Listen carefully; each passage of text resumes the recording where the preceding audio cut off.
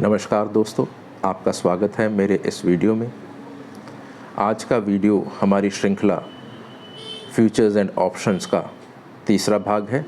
मेरी ये गुजारिश है कि ये भाग को देखने से पहले आप प्लीज़ पिछले दो भाग ज़रूर देखें, क्योंकि ये भाग उसी की कंटिन्यूटी में बनाया गया है। और इस भाग में हम बात करेंगे मार्केट के एक बहुत ही इम्पॉर्टेंट टर्म की, जो कि आपको बहुत आम फ्यूचर्स एंड ऑप्शन की मार्केट में सुनने को मिलता है, जिसका नाम है एक्सपायरी। और आम तौर पे लोग बोलते हैं कि ये कौन सी एक्सपायरी चल रही है, आपके पास माल कौन सी एक्सपायरी का है। तो ये एक्सपायरी का मतलब क्या है, ये हम इस वीडियो में समझेंगे। जैसे हमने पिछले वीडियो में बात की थी कि जो फ्यूचर्स एंड ऑप्शंस में जो काम होता है वो लॉट्स में होता है। फिर लॉट्स के बाद हमने बात की कि फ्यूचर्स एंड ऑप्शन मार्केट में आपको मार्जिन मनी देना पड़ता है, और जो बंदा आपको कोई चीज़ बेच रहा है वो माल उसी के पास रहता है, बट वो आपको एक कॉन्ट्रैक्ट नोट देता है। इसमें ये लिखा होता है कि वो आपको ये एक पर्टिकुलर चीज़ बेचेगा। अब हम एक एग्ज़ाम्पल लेते हैं। बहुत पहले क्या हुआ कि जब ये प्रॉपर्टी की मार्केट बहुत चल रही थी पूरे इंडिया में, तो लोग क्या करते थे कि किसी लैंड का सौदा किया, बयाना दिया। मान लो 20 लाख की प्रॉपर्टी है, 2 लाख रुपए उसका बयाना हुआ। वो एक कागज़ पे लिखा गया कि इतना बयाना और इतनी रकम की प्रॉपर्टी है जो कि हमने बेची है, और ये बयाना है। और फिर उस बयाने के ऊपर ही जिस बंदे ने वो बयाना किया होता है वो उस प्रॉपर्टी को आगे बेच देता था, और जो आगे ख़रीदता था वो भी बयाने पे ही लेता था, हाँ जी मेरा इतना बयाना हुआ और ये इतने की प्रॉपर्टी है, और वो बंदा आगे उसको बेच देता था। यानी कि सारा प्रॉपर्टी की मार्केट बयाने पे ही चल रही थी, रजिस्ट्रीज नहीं हो रही थी।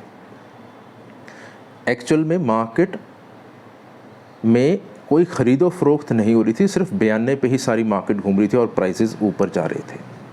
तो इस चीज़ को टैकल करने के लिए सरकार ने बोला कि आप बयाने पे ही आगे माल नहीं बेच सकते, आपको इसकी रजिस्ट्री करवानी पड़ेगी।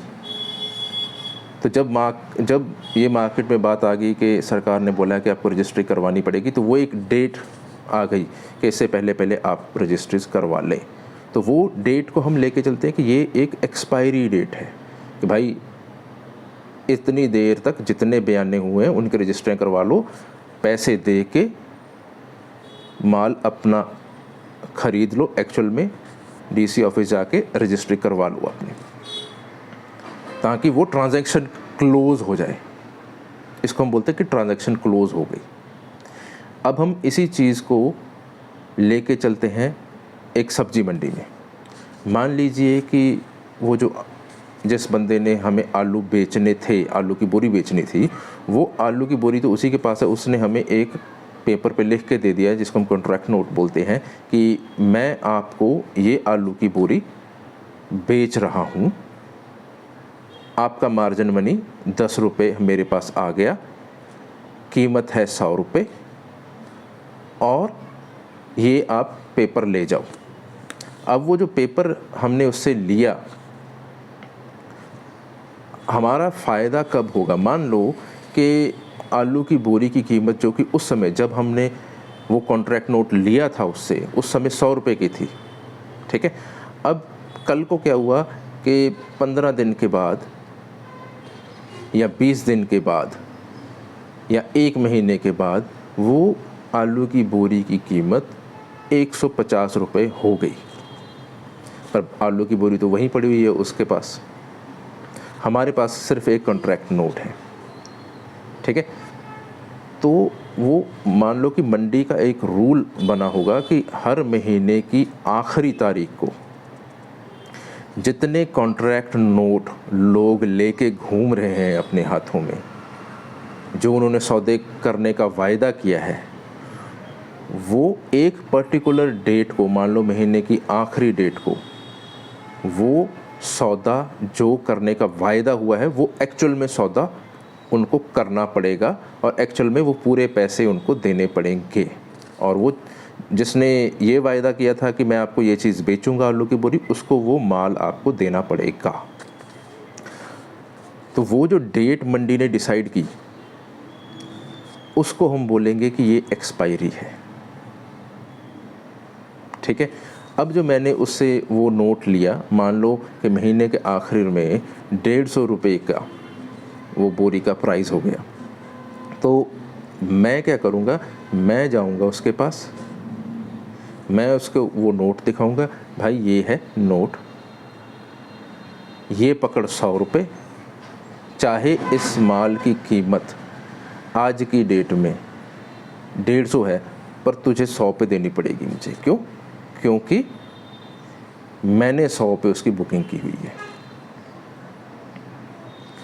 तो इस तरह से ये एक्सपायरी डेट का महत्व है कि एक डेट ऐसी डिसाइड हमेशा होती है कोई भी वायदा करने से पहले कि ये जो वायदा हम आज करने जा रहे हैं, ये कुछ भी हो जाए इस तारीख को ये वायदा एग्जीक्यूट होगा, यानी कि इस पर्टिकुलर तारीख को ये वायदे में जो लिखा गया है वो हमें करना पड़ेगा।